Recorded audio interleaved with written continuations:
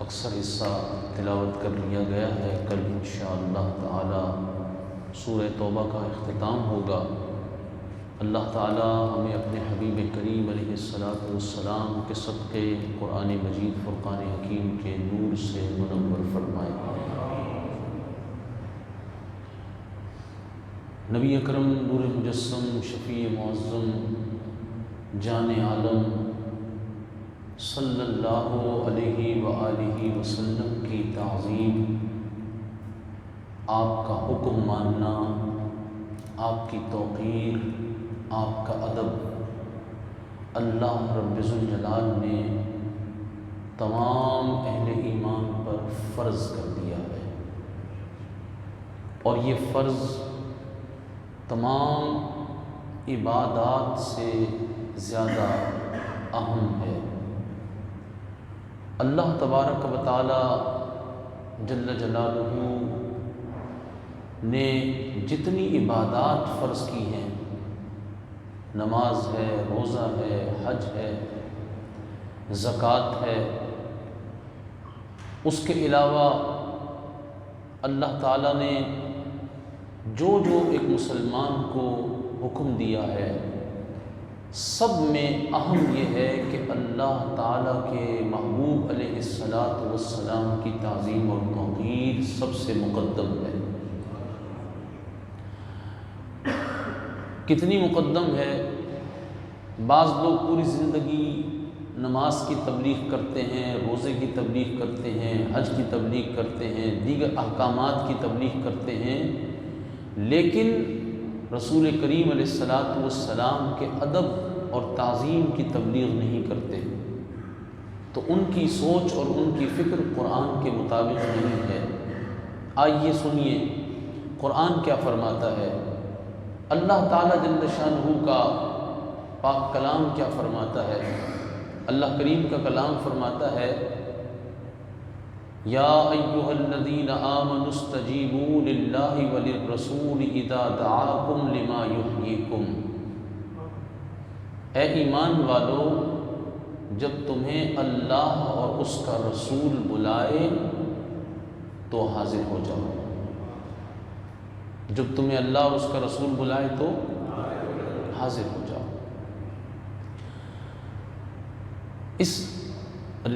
اس آیت مبارکہ کی تفسیر میں امام بخاری رحمۃ اللہ تعالی علیہ نے کتاب التفسیر کے اندر ایک حدیث پاک نقل کی ہے، اور وہ حدیث پاک یہ ہے کہ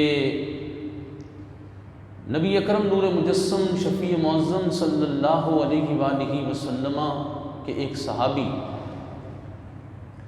نماز ادا کر رہے ہیں، اور حضور علیہ السلام ان کے قریب سے گزرے۔ صحابی کا نام ہے حضرت سعید بن معلّہ۔ حضور علیہ السلام ان کے قریب سے گزرے تو آقا کریم علیہ السلام نے انہیں نماز کی حالت میں بلایا۔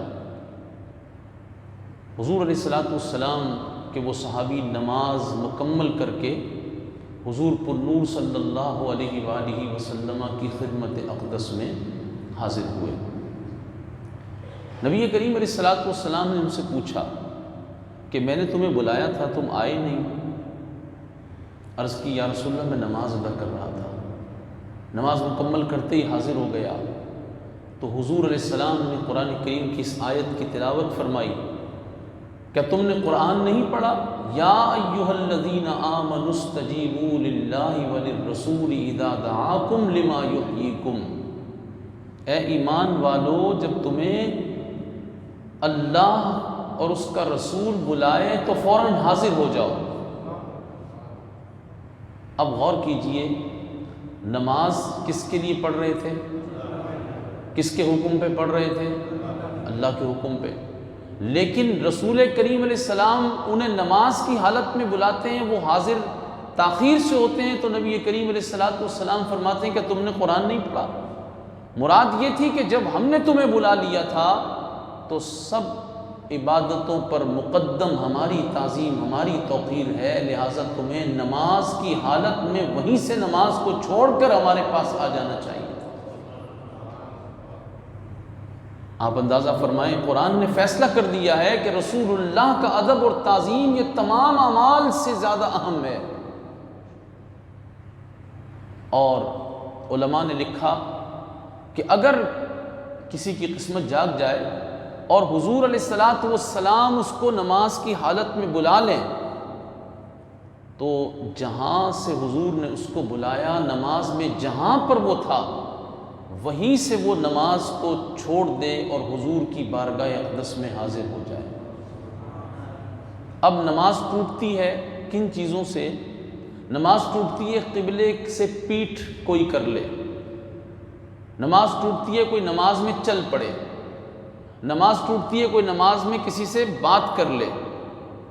لیکن جب رسول اللہ کسی کو بلا لے تو چاہے قبلے سے پیٹھ کرنی پڑے، چاہے چل کے جانا پڑے، اور چاہے رسول پاک علیہ الصلاۃ والسلام سے کلام کرنا پڑے، پھر حضور جو حکم فرمائیں اس کا جواب دینا ہو، حضور کسی کام سے بھیج دیں تو اس کام سے چلا جائے، اور وہ کام جتنی دیر میں حضور نے فرمایا اس کو پورا کر کے واپس آئے۔ اور جب حضور علیہ الصلاۃ والسلام کی خدمت میں آ کر کام پورا کر لے تو نماز جب شروع کرے گا تو دہرائے گا نہیں، بلکہ جہاں سے چھوڑ کر گیا تھا وہیں سے پوری کرے گا، کیونکہ یہ اللہ کے محبوب ہیں، ان کا بلانا اللہ کا بلانا ہے، ان کی اطاعت اللہ کی اطاعت ہے، ان کی فرمانبرداری اللہ کی فرمانبرداری ہے۔ اللہم صلی علی سیدنا و مولانا محمد معدن الجود والکرم وآلہ وصحبہ وبارک وسلم۔ اور فرمایا کہ جب تمہیں اللہ اور اس کا رسول بلائے تو حاضر ہو جاؤ، اذا دعاکم، جب وہ تمہیں بلائیں، اور فرمایا لما یحییکم، کس چیز کے لیے حضور بلاتے ہیں؟ تاکہ وہ تمہیں زندگی عطا کر دیں۔ حضور کیا دے دیں تمہیں؟ زندگی دے دیں۔ اس زندگی سے کیا مراد ہے؟ بعض مفسرین نے فرمایا اس سے مراد ہے قرآن، کہ رسول اللہ تمہیں قرآن کی طرف بلاتے ہیں، قرآن زندگی ہے۔ اس سے مراد ہے جہاد، حضور تمہیں جہاد کی طرف بلاتے ہیں، تم جہاد میں جاؤ گے تو جہاد زندگی ہے۔ اور نبی پاک علیہ الصلاۃ والسلام کے بلانے پر جو حاضر ہوا، اس نے اگر جان کا نذرانہ پیش کر دیا تو اس کی جان ہمیشہ کے لیے اللہ کے ہاں عزت والی ہو گئی۔ اللہ تعالیٰ اپنے حبیب علیہ الصلاۃ والسلام کی محبت میں ہم سب کو جینا اور مرنا نصیب فرمائے۔ اللہ تبارک و تعالیٰ جل شانہ نے غزوہ بدر کا ذکر کیا، اور یہ ایک تفصیل طلب موضوع ہے، اور یہاں ہمارے پاس وقت میں اتنی گنجائش نہیں ہے کہ ہم غزوہ بدر کو تفصیل سے یہاں بیان کریں۔ ویسے سورہ انفال اور سورہ توبہ کے مضامین پہ میں غور کر رہا تھا، تو سورہ انفال اور سورہ توبہ کے مضامین کو بیان کرنے کے لیے تو تقریباً 2 ہفتے چاہیے۔ ایسی نشستیں اگر 30 منٹ 40 منٹ کی ہوں تو 2 ہفتے لگ جائیں گے۔ اتنے مضامین آج ہم نے قرآن کریم کی تلاوت میں سن لیے ہیں، اور کل تک جو مکمل ہوں گے اس کے لیے تو ایک طویل نشست چاہیے۔ اور کسی طرح اللہ کرے وقت کی کوئی ایسی صورت بن گئی اللہ کے فضل و کرم سے تو انشاءاللہ تعالی کبھی موقع ملا تو سورہ انفال جو آج نصاب سے نکال دی گئی ہے، کتاب یونیورسٹی کے نصاب سے، اور یہ سورہ توبہ یہ نکال دی گئی ہے، اس کی وجہ ہی یہ ہے کہ اس میں ایسے مضامین ہیں جو مسلمانوں کے اندر ایمانی حرارت بیدار کرتے ہیں۔ وہ قرآن مجید فرقان حکیم کا نور جب مسلمان بچوں کے سینوں میں جائے گا تو وہ امت مسلمہ کے جوان رسول اللہ کی عزت و ناموس کے پہرے دار ہو جائیں گے، کیونکہ اس میں جہاد فی سبیل اللہ کی باتیں، اس میں بدر کا بیان ہے، اس میں حنین کا بیان ہے، اس میں تبوک کا بیان ہے، اس میں ہجرت کے واقعات ہیں، اس میں مسلمانوں کے خون کو گرمایا گیا ہے، اور کس طرح کفر سے مقابلہ کرنا ہے یہ سکھایا گیا ہے قرآن نے۔ تو یہ کب چاہیں گے یہود و نصارہ کہ یہ بیان ہو؟ انہوں نے ایسا چکر چلایا جی قرآن اینڈ سائنس، قرآن اینڈ ٹیکنالوجی، قرآن اینڈ یہ وہ سب کچھ، لیکن قرآن اینڈ جہاد فی سبیل اللہ یہ کیوں نہیں بتایا جا رہا، اور کیوں نہیں سکھایا جا رہا؟ اتنے سارے ٹی وی چینلز ہیں، کیوں نہیں وہ جہاد فی سبیل اللہ بیان کرتے؟ اور کتنے لوگ تو رمضان میں قرآن ٹی وی پہ کھول کے بیٹھے ہوئے ہیں اور دین بیان کر رہے ہیں، لیکن دین کا یہ حصہ وہ چھپا رہے ہیں جو سورہ انفال میں ہے، جو سورہ توبہ میں ہے، جو سورہ احزاب میں ہے، یہ سب چھپائیں گے اور لوگوں کی واہ واہ بھی لے اڑیں گے، لوگوں کا پیسہ بھی لے اڑیں گے، لوگوں کی محبتیں عقیدتیں بھی اپنی سمیٹ لیں گے اور مطمئن بھی ہو جائیں گے کہ ہم نے دین بیان کر دیا، دین تم نے چھپا لیا۔ اور حقیقت بھی یہی ہے کہ یہود و نصارہ نے ایسا جال کس دیا ہے کہ اگر جہاد فی سبیل اللہ بیان ہو گیا تو پھر تو پابندی لگ جائے گی۔ اچھا، اس پابندی کا خوف اتنا ہے کہ ہم سمجھتے ہیں کہ اگر پابندی لگ گئی تو بس پھر دین کا کام رک جائے گا۔ نہیں نہیں عزیز دوستو، یہ اللہ کا دین ہے، اس دین کی حفاظت اس نے کرنی ہے، یہ رسول اللہ کا دین ہے، اس کی تبلیغ حضور نے جو کی ہے اس کا نور آگے بڑھتا رہے گا، ہم ہو نہ ہو پابندیاں لگتی رہیں، اللہ تعالیٰ جل شانہ جس سے چاہتا ہے دین کا کام لے دے گا۔ پوری تاریخ اسلام گواہ ہے، کتنے لوگ شہید ہو گئے، صحابہ چلے گئے دنیا سے، پھر صحابہ کے بعد تابعین چلے گئے، بڑے بڑے ائمہ، بڑے بڑے سرخیل اسلام کے دنیا سے چلے گئے، کیا دین رک گیا؟ دین تو پھیلتا رہا۔ دین کسی کا محتاج نہیں ہے، ہم دین کے محتاج ہیں، تو ہمیں صحیح اور حق دین بیان کر دینا چاہیے۔ اللہ تبارک و تعالیٰ خود ہی ہماری مدد فرمائے گا، خود ہی اپنی نصرت فرمائے گا، وہ تو فرشتوں کے ذریعے سے مدد فرمانے والا ہے۔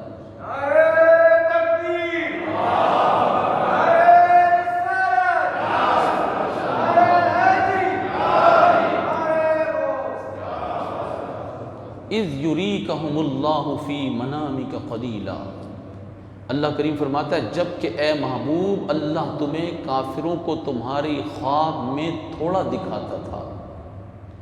نبی اکرم صلی اللہ تعالیٰ علیہ وسلم نے غزوہ بدر سے پہلے خواب دیکھا اور خواب میں وہ بہت تھوڑے دکھائے گئے، جبکہ ان کی تعداد مسلمانوں کے مقابلے میں ظاہر میں تو زیادہ تھی، 1000 کا لشکر وہ لے کر آئے تھے، لیکن حضور کو خواب میں وہ تھوڑے دکھائے گئے۔ اب نبی کا جو خواب ہوتا ہے وہ سچا ہوتا ہے۔ دو وجوہات ہیں اس کی، حضور کو خواب میں تھوڑے کیوں دکھائے گئے۔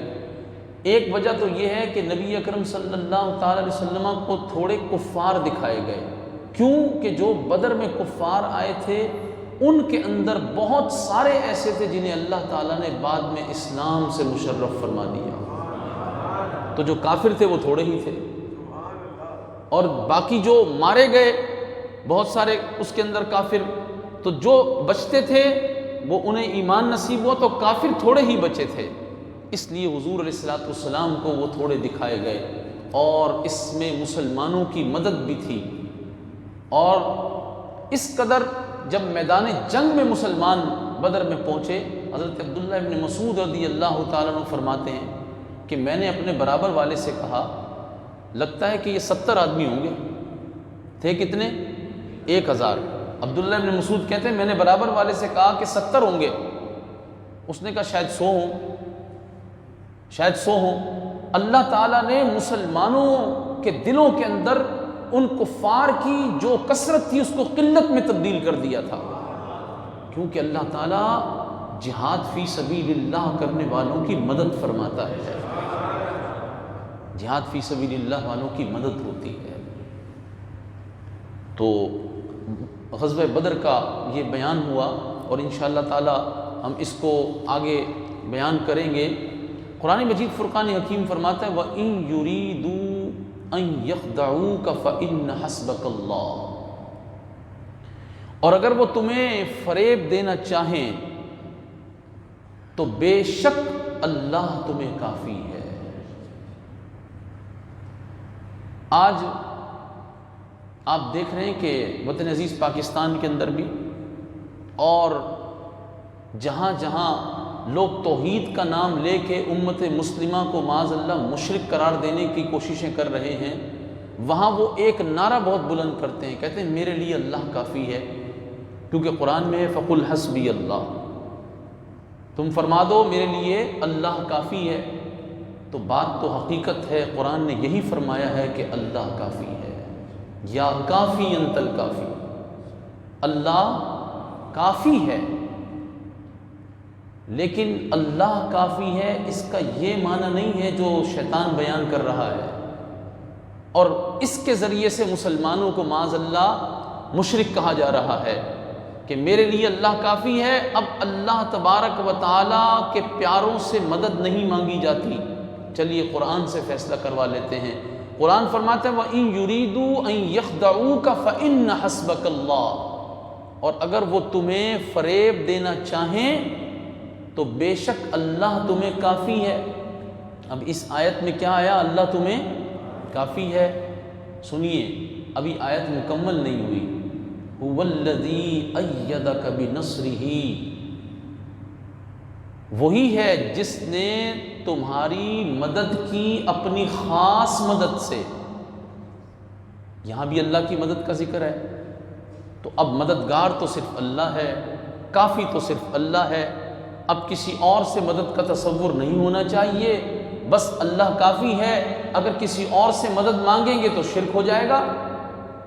یہاں تک آدھا قرآن بیان کیا جاتا ہے، قرآن کو چھپایا جا رہا ہے کیونکہ آیت ابھی بھی مکمل نہیں ہوئی۔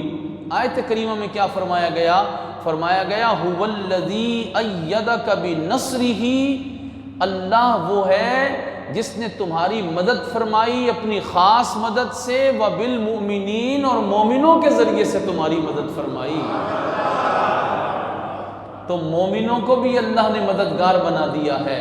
تو پتہ یہ چلا کہ اللہ تعالیٰ مدد فرمانے والا ہے، چاہے تو وہ بغیر کسی سبب کے مدد فرما دے، چاہے تو وہ بغیر فرشتوں کے مدد کر دے، اور چاہے تو فرشتوں کے ساتھ مدد کر دے اور مومنوں کے ذریعے سے مدد فرما دے۔ تو قرآن کی ایک ہی آیت سے دو مددگار، ایک اللہ مددگار، ایک اللہ کے بندے مددگار۔ تو یاد رکھیے عقیدہ یہ ہے کہ اللہ جب مدد کرتا ہے تو بغیر کسی کی عطا کے کرتا ہے، اور اللہ کے پیارے بندے جب مدد کرتے ہیں تو اللہ کی عطا سے کرتے ہیں۔ آگے چلیے تو قرآن فرما رہا ہے یا ایھا النبی حسبک اللہ، اے غیب کی خبریں دینے والے نبی، اللہ تمہیں کافی ہے۔ تو دیکھیے اللہ کافی ہے، اب کسی اور کی مدد کی ضرورت نہیں، ابھی آیت مکمل نہیں ہوئی۔ قرآن فرماتا ہے وَمَنِ اتَّبَعَكَ مِنَ الْمُؤْمِنِينَ، اے محبوب جو مومن آپ کے غلام بن گئے وہ بھی تمہارے لیے کافی ہیں۔ جب حضرت فاروق اعظم رضی اللہ تعالیٰ عنہ مسلمان ہوئے تو مسلمانوں کو قوت ملی، اللہ تعالیٰ نے اس وقت کا بیان فرمایا کہ محبوب یہ جو آپ کے غلام ہیں یہ بھی کافروں کے مقابلے میں آپ کے لیے کافی ہیں۔ تو اللہ تعالیٰ نے اپنے آپ کو بھی مددگار کہا اور حضور کے غلاموں کو بھی مددگار قرار دیا۔ تو پتہ یہ چلا یہ شرک کا دھندا جو آج کل چلایا جا رہا ہے یہ درست نہیں ہے۔ امت مسلمہ کو مشرک نہ کہا جائے، کیونکہ نبی پاک علیہ السلام نے اپنے وصال ظاہری سے صرف 3 دن قبل حضور نے قسم اٹھا کر ارشاد فرمایا وَإِنِّي وَاللَّهِ، میں بے شک اللہ کی قسم اٹھا کر کہتا ہوں وَإِنِّي وَاللَّهِ مَا أَخَافُ عَلَيْكُمْ أَن تُشْرِكُوا بَعْدِي، میں اللہ کی قسم اٹھا کر کہتا ہوں کہ تم میرے بعد شرک میں مبتلا نہیں ہوگے۔ حضور نے اللہ کی وحدانیت کا جو تصور ہے وہ اتنا واضح کر دیا ہے، کوئی مسلمان کسی بت کی پرستش نہیں کر سکتا، کوئی مسلمان کسی اور کو معبود نہیں کہہ سکتا، اور مددگار تو خود اللہ تعالیٰ نے مقرر فرمائے ہیں کہ اللہ کے فرشتے بھی مدد کرنے کے لیے بدر میں آ گئے، اللہ کے بندے بھی مدد کرنے کے لیے بدر میں آ گئے، اور صبح قیامت تک ایک دوسرے کے ہم مددگار بنتے رہیں گے، دین کے مددگار بنتے رہیں گے۔ اللہ تعالیٰ ہمیں ایمان کی نعمت دے اور ان لوگوں کو اللہ تعالیٰ ہدایت دے کہ جو مسلمانوں کو بات بات پہ مشرک کہتے ہیں، اس طرح مشرک کہنا، کافر کہنا، اس کا نقصان یہ ہے کہ جو کسی مسلمان کو کافر کہتا ہے سامنے والا کافر نہیں ہے تو وہ کفر اسی کی طرف لوٹ جاتا ہے۔ یخشی سوء علیہ الخاتمہ، اس کے لیے برے خاتمے کا ڈر ہے۔ اللہ تعالیٰ اپنی رحمت، اپنا فضل فرمائے اور ہمیں ایمان کی نعمت سے ہمیشہ مالا مال رکھے۔ نبی اکرم صلی اللہ تعالیٰ علیہ وسلم کے معاہدے تھے کفار کے ساتھ، پھر انہوں نے معاہدوں کی خلاف ورزیاں شروع کر دیں، تو اللہ تعالیٰ نے 9 ہجری میں اللہ تعالیٰ نے سورہ براءت کو نازل فرمایا، جسے سورہ توبہ بھی کہا جاتا ہے۔ براءۃ من اللہ ورسولہ الی الذین عاہدتم من المشرکین، بیزاری کا حکم سناتا ہے اللہ اور اس کے رسول کی طرف سے ان مشرکوں کو جن سے تمہارا معاہدہ تھا اور وہ قائم نہ رہے۔ فرمایا فسیحوا فی الارض 4 اشہر، تو 4 مہینے زمین پر چلو پھرو، 4 مہینے کی مہلت ہے تمہیں۔ وَاعْلَمُوا أَنَّكُمْ غَيْرُ مُعْجِزِ اللَّهِ، اور جان لو کہ تم اللہ کو تھکا نہیں سکتے۔ وَأَنَّ اللَّهَ مُخْزِي الْكَافِرِينَ، اور یہ کہ اللہ کافروں کو رسوا کرنے والا ہے۔ اعلان ہو گیا۔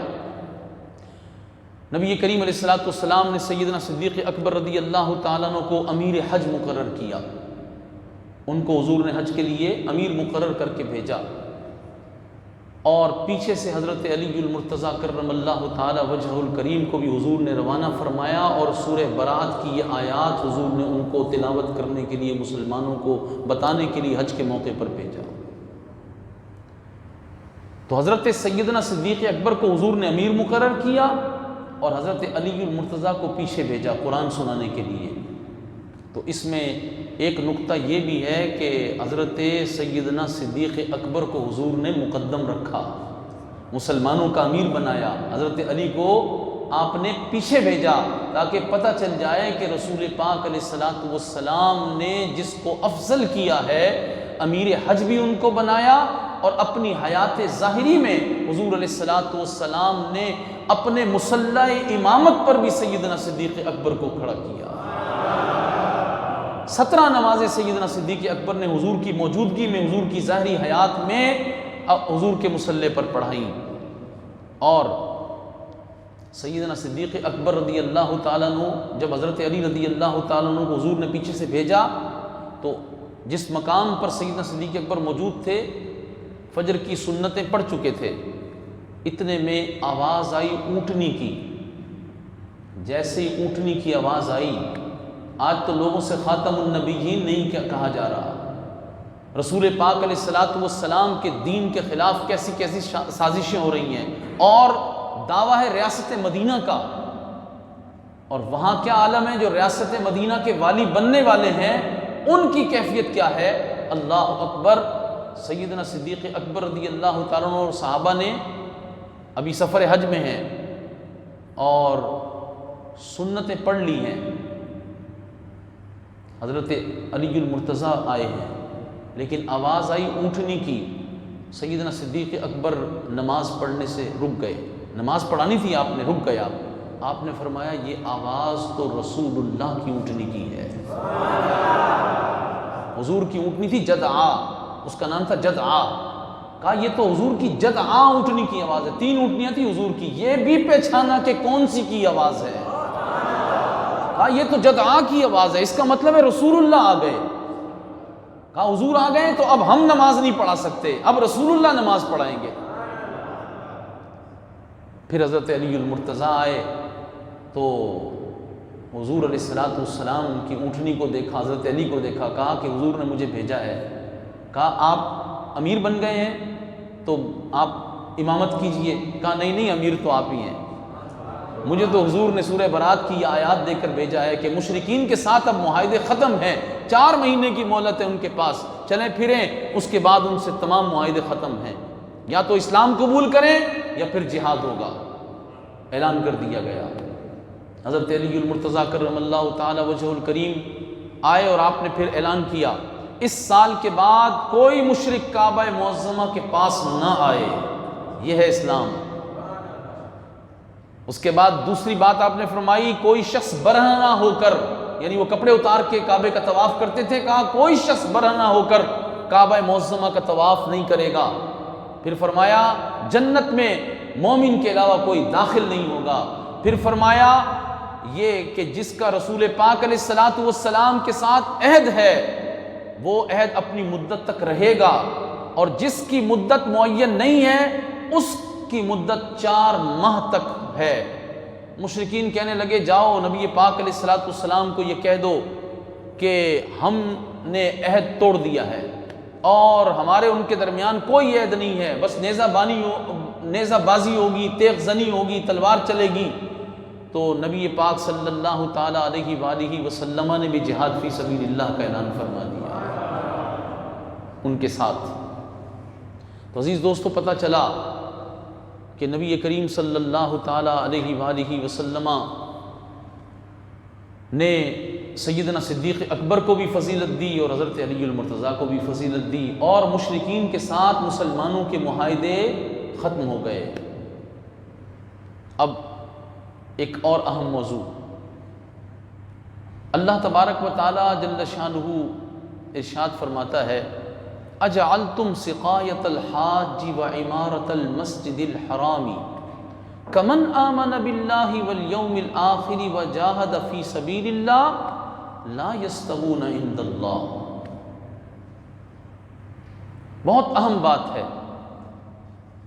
آج ہمارے ہاں ایک معیار بن گیا ہے، اور یہ معیار کس سازش کے تحت بنایا گیا ہے کہ قرآن کو چھوڑ کر، رسول اللہ کی سنت کو چھوڑ کر، حضور کی شریعت کو چھوڑ کر، صحابہ کے طریقے کو چھوڑ کر، اسلاف کے مسلک کو چھوڑ کر یہ کہا جاتا ہے کہ جو حرم میں ہو رہا ہے وہ ٹھیک ہے۔ ارے ہم وہاں گئے تھے، ہم نے وہاں تو یہ دیکھا ہے، ہم نے تو ان کو یوں کرتے دیکھا ہے، وہ رسول کریم علیہ السلام کے روزے کی طرف پیٹھ کریں تو یہاں آنے کے بعد لوگ کہنا شروع کر دیتے ہیں یار وہ تو ایسا نہیں کرتے جیسے تم ادب کرتے ہو، وہ تو ایسا نہیں کرتے، ہم تو ان کے طریقے پہ چلیں گے کیونکہ وہ تو حرم کے لوگ ہیں، وہ تو حرم میں ہوتے ہیں۔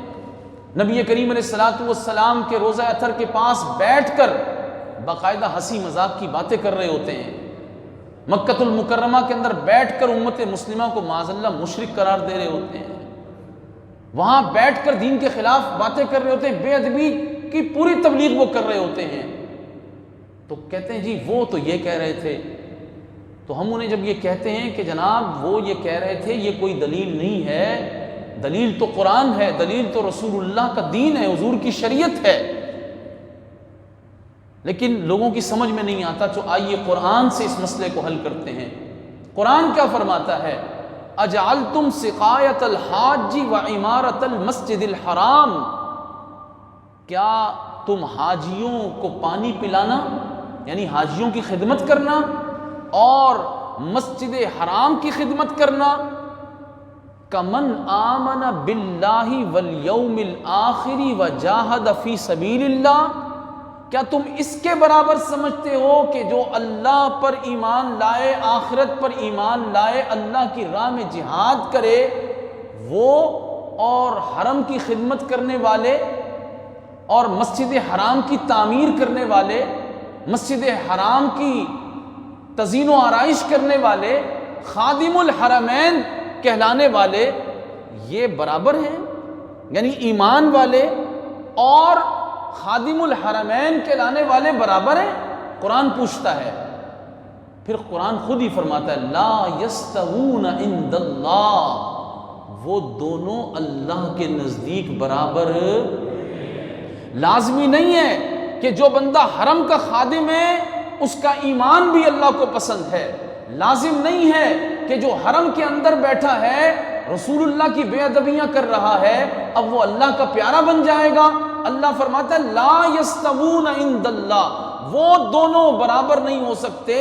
اللہ کو تو پیارا وہی ہے جو رسول اللہ کا ادب کرتا ہے، اللہ کو تو محبوب وہی ہے جو رسول اللہ کی تعظیم و تکریم و توقیر کرتا ہے۔ اگر وہ حرم میں کھڑا ہو کر رسول اللہ کی بے ادبی کرے گا تو جہنم کا ایندھن ہی بنے گا، چاہے داڑھی اس نے 2 فٹ کی رکھی ہوئی ہو، چاہے وہ رومال کتنے ہی رنگ کے باندھتا ہو، چاہے قرآن کتنا ہی خوبصورت پڑھتا ہو، چاہے آواز اس کی بڑی ہو، چاہے رو رو کے دعائیں مانگتا ہو، قرآن پڑھ کے روتا ہو۔ یاد رکھنا، اعتماد مت کر لینا اس بات پر، اعتماد تو تمہیں کرنا ہوگا ایمان پر۔ ایمان کیا ہے؟ رسول اللہ کی تعظیم اور توقیر اور ادب، یہ ایمان ہے۔ تو مسئلہ حل ہو گیا نا؟ جی پوچھ رہا ہوں آپ سے، مسئلہ حل ہوا کہ نہیں ہوا؟ حرم کی خدمت یہ معیار نہیں ہے خادم الحرمین کہلا رہے ہیں اور جوئے کے اڈے کھول رہے ہیں، خادم الحرمین کہلا رہے ہیں اور عورتوں کو بے پردہ کر رہے ہیں، شراب خانے کھول رہے ہیں، امریکہ سے، یہود و نصارہ سے، اسرائیل سے دوستی کی پینگیں بڑھا رہے ہیں۔ اور میں پوچھتا ہوں آپ حضرات سب سے، یہ بتائیے کہ ان کے پاس مولوی بھی ہیں، بڑے بڑے مولوی ہیں، سدیس، شریم، ماہر معقلی، جی فلاں غامدی اور یہ اور وہ بڑے بڑے نام ہیں، جی یہ کون ہے، جی یہ شیخ ہیں، یہ جی کون ہے، جی حرم کے امام ہیں۔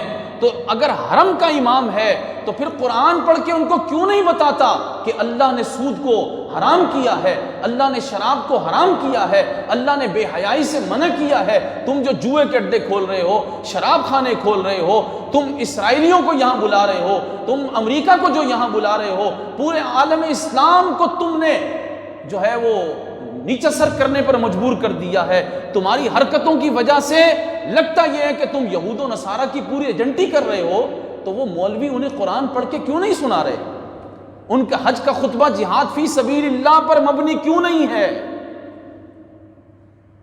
تو پتہ یہ چلتا ہے کہ یہ مولوی بھی زر خرید ہیں، ان کو بھی صرف پیسہ مل رہا ہے تو یہ انہی کی مرضی کا دین بیان کر رہے ہیں۔ سدیس کے اندر بھی کوئی کمار چھپا ہوا ہے، شریم کے اندر بھی کوئی کپور چھپا ہوا ہے۔ میری بات نہیں سمجھ رہے، آپ شاید نہیں سمجھ رہے۔ ماہر موکلی نام تو بڑا ہے لیکن اندر کوئی مائیکل جیکسن بیٹھا ہوا ہے۔ اگر کوئی اندر مومن ہوتا تو بولتا نا کہ یہ رسول اللہ کی شریعت اور دین کے خلاف فیصلے مت کرو، یہاں یہود و نصارہ کو جگہ مت دو، اسلام کی سربلندی کے لیے کام کرو۔ پوری دنیا میں مسلمان لٹ گئے، کبھی حرم سے آواز آئی؟ پوچھ رہا ہوں آپ سے، کبھی آواز آئی برما کی بچیوں کے حق میں؟ کبھی آواز آئی جو اسرائیل درندگی کر رہا ہے فلسطین کے اندر، کبھی بولے وہ اسرائیل کے خلاف؟ بلکہ اسرائیل کے لیے سعودیہ کی وہ ایئر لائن چلا رہے ہیں، ان کے لیے پاسپورٹ آسان کیا جا رہا ہے، وہاں ایسا شہر تعمیر کیا جا رہا ہے کہ دجالی قوتیں وہاں جمع ہو سکیں، اور وہاں آزادی دی جا رہی ہے، اسلامی سزائیں ختم کی جا رہی ہیں، اور اپنے لیے تو ان کی سزائیں تھی بھی نہیں۔ تو عزیز دوستو، پتہ یہ چلتا ہے کہ یہ لوگ حرمین کے خادم نہیں ہیں۔ ان کی ہسٹری اٹھا کر دیکھیے تو پتہ چلتا ہے یہ ڈاکو ہیں، ان کا کوئی تعلق نہیں عرب سے۔ نبی اکرم صلی اللہ تعالی علیہ وسلم نے تو حکم فرمایا تھا، حضور نے اپنے وصال سے پہلے 3 قسم کی گفتگو فرمائی تھی۔ حضور نے ایک سیاسی گفتگو فرمائی تھی، ایک حضور نے عالمی تعلقات کی گفتگو فرمائی تھی، ایک رسول اللہ نے اپنی امت سے گفتگو فرمائی تھی۔ تو حضور نے یہ بھی فرمایا تھا کہ مشرکین کو جزیرہ عرب سے نکال دو، تو یہ تو مشرکین کو داخل کر رہے ہیں وہاں۔ تو اب یہ بات قرآن کی روشنی میں واضح ہو گئی کہ یہ لوگ در حقیقت اسلام کے نمائندے نہیں ہیں، یہ لوگ قرآن مجید فرقان حکیم کے مطابق نظریات اور عقائد اور اعمال نہیں رکھتے۔ ان کے پاس مولویوں کی اتنی بڑی بڑی قطاریں ہیں، وہ توصیف الرحمان انہوں نے ایک بٹھایا ہوا ہے، اس کی شکل بھی دیکھیں تو لگتا نہیں ہے کہ یہ آدمی بھی مولوی ہو سکتا ہے، کیونکہ مولوی کے سینے میں قرآن و چہرے پہ کوئی اثر تو آئے گا نا۔ وہ بیٹھ کر امت مسلمہ اللہ کے محبوب کی تعظیم، اللہ کے محبوب کی توقیر، اللہ والوں کی محبت کو تو مشرک کی رٹ لگاتا ہے، لیکن یہ حرام کاریاں کریں، یہ بدکاریاں کریں، یہ مسلمانوں پر مظالم ڈھائیں تو یہ ان کے قصیدے پڑھتا ہے۔ تو یہ یاد رکھیں کہ یہ اسلام کا نمائندہ نہیں ہے۔ اگر اسلام کا نمائندہ ہوتا تو امر بالمعروف کرتا نا، نہی عن المنکر کرتا اور ان کو بتاتا اور مسلمانوں کو مشرک قرار نہ دیتا۔ تو یہ ان کے زر خریدے، یہ صرف چند 100 یا چند ہزار ریال کی مار ہوتے ہیں، بس ان کا دین پیسہ ہے، عورت ان کا قبلہ ہے، باقی ان کے پاس ایمان نہیں ہے۔ تو عزیز دوستو، امتحان ہو جاتا ہے ان لوگوں کا جو حرم پاک جا کے پھر سوچتے ہیں یار دیکھو مصلی رسول پہ کھڑا ہوا ہے۔ تو قرآن نے پہلے ہی فیصلہ کر دیا، حرم میں کھڑا ہے، کعبے کے اندر بھی کھڑا ہو یا کعبے کے اوپر بھی کھڑا ہو، اگر بیت المعمور میں بھی پہنچ جائے نا، اگر رسول اللہ کا ادب نہیں کرتا تو اس کو مومن تسلیم لا یستوون عند اللہ، وہ اللہ کے نزدیک ایمان والوں کے برابر نہیں ہو سکتے۔ اس ایمان اور ایقان کے ساتھ آپ حرم جائیے، ہاں اگر صحیح العقیدہ سنی ہو اور ہو بھی حرم کا امام، سبحان اللہ، لیکن وہ جو ترکی دور تھا، وہ ادب کا دور تھا، وہ ختم ہوا۔ سلطنت عثمانیہ جو ہے اس کے آخری سلطان سلطان عبد الحمید کو یہودیوں نے کہا تھا کہ فلسطین میں ہمیں یہودی ریاست کے لیے جگہ دے دو، اس نے انکار کیا تو انہوں نے سلطنت عثمانیہ کے ٹکڑے کروا دیے، اور پھر سلطنت عثمانیہ کی جگہ پر وہ ان نجدیوں کو لائے، ڈاکوؤں کو لائے، اور یہ لوگ وہاں پر قابض ہو گئے، اور انہوں نے حرمین پاک کے اندر وہ قیامت ڈھائی کہ 10,000 صحابہ کے مزارات انہوں نے گرا دیے، اور کئی مرتبہ یہ کہہ چکے ہیں کہ گنبد خضرا جو ہے یہ بھی بت کدہ ہے، معاذ اللہ۔ یہ عقیدہ رکھتے ہیں، ان کے مولوی کہتے ہیں کہ گنبد خضرا کو گرا دینا چاہیے، معاذ اللہ۔ یہ تو عالم اسلام کا پریشر ہے، مسلمانوں کا قبلہ عشق اور قبلہ دل ہے، اس بنیاد پر یہ کاروائی کر نہیں پائے، اور انشاءاللہ تعالی یہ کر بھی نہیں پائیں گے، خائب و خاسر بھی ہوں گے۔ فتح کا وقت قریب ہے، انشاءاللہ حرمین پاک میں پھر ادب والوں کی خدمت آئے گی، ان کے دن گنے جا چکے ہیں انشاءاللہ تعالی۔ انہوں نے یہود و نصارہ سے دوستی بڑھائی، قرآن نے فرمایا تھا یہود و نصارہ تمہارے دوست نہیں ہو سکتے، تو لہٰذا اب ان کے ساتھ ان کے تعلقات آہستہ آہستہ ختم ہوتے جائیں گے، اور وہی لوگ ان کو مار رہے ہیں اور ماریں گے انشاءاللہ تعالی۔ رسول اللہ کے در اقدس پر ادب والوں کی خدمت ہوگی۔ اللہ ہمیں اور ہماری نسلوں کو وہ دن دکھائے کہ جب حضور کے روضے کی طرف کوئی کھڑا ہو کر درود و سلام اپنے آنسوؤں کے نذرانے کے ساتھ پیش کر رہا ہو تو سامنے جو خادم کھڑا ہو وہ بھی اس کے ساتھ شامل ہو کے درود و سلام کرے۔ اللہ ہمیں وہ دن دکھائے، آمین۔ اللہم صلی علی سیدنا و نبینا و مولانا محمد معدن الجود والکرم و آلہ و صحبہ وبارک وسلم۔ الہ العالمین ہماری حاضری کو اپنی بارگاہ میں شرف قبولیت عطا فرما۔ سید الشہداء، امیر طیبہ، فاعل الخیرات، کاشف الکربات، سیدنا حمزہ رضی اللہ تعالی عنہ کا صدقہ، اے اللہ اپنے فضل سے اسلام کا، دین کا، قرآن کا روب دبدبہ کفار پر قائم فرما، یہود و ہنود اور ان کے ایجنٹوں پر قائم فرما، ختم نبوت کے پرچم کو بلند رکھنے کی توفیق عطا فرما۔ اے کریم اس راہ میں استقامت کی دولت عطا فرما، ہماری اپنے فضل و کرم سے مدد فرما، فرشتوں کے ذریعے سے ہمارا حصار فرما۔ سیدہ فاطمہ طیبہ طاہرہ رضی اللہ تعالی عنہا کا صدقہ باطن و ظاہر کے انوار عطا فرما، ہماری مدد فرما، ہماری مدد فرما، ہماری مدد فرما۔ اے اللہ وطن عزیز پاکستان کی خیر فرما، یا اللہ پاکستان کی خیر فرما، یا اللہ امت مسلمہ کی خیر فرما، یا اللہ حضور کے غلاموں کی خیر فرما، یا اللہ امت مسلمہ کو ختم نبوت کے لیے جمع رہنے کی توفیق عطا فرما، جاگتے رہنے کی توفیق عطا فرما، جہاد فی سبیل اللہ کو بیان کرنے کی توفیق عطا فرما۔ یا اللہ ہمیں اپنی رحمت سے، اپنے فضل سے رسول اللہ کی غلامی کے لیے قبول فرما، ہمارے بچوں کو قبول فرما، ہمارے گھر والوں کو قبول فرما، ہماری نسلوں کو عشق رسول کے لیے قبول فرما۔ اے اللہ ہمیں فتنوں سے بچا، آفات سے بچا، بلیات سے بچا، ظالموں سے بچا، ظلم سے بچا۔ اے اللہ اپنی رحمت فرما، اپنا فضل فرما، اپنا کرم فرما۔ الہ العالمین بیماروں کو شفا عطا فرما، مقروضوں کے قرض ختم فرما، بے سکونوں کو سکون عطا فرما، حلال طیب و آسان رزق عطا فرما۔ الہ العالمین بہت جلد مدینہ طیبہ مطہرہ کی باادب و پرکیف و پر نور حاضری ہم سب کو نصیب فرما۔ اے اللہ حرمین طیبین پر ادب والوں کی خدمت مقرر فرما، آمین یا رب العالمین۔ ان اللہ و ملائکتہ یصلون علی النبی یا ایہا الذین آمنوا صلوا علیہ وسلموا تسلیما۔ اللہم صل علی سیدنا و نبینا و مولانا محمد معدن الجود والکرم وآلہ وصحبہ وبارک وسلم صلاة و سلاما علیک یا سیدی یا رسول اللہ۔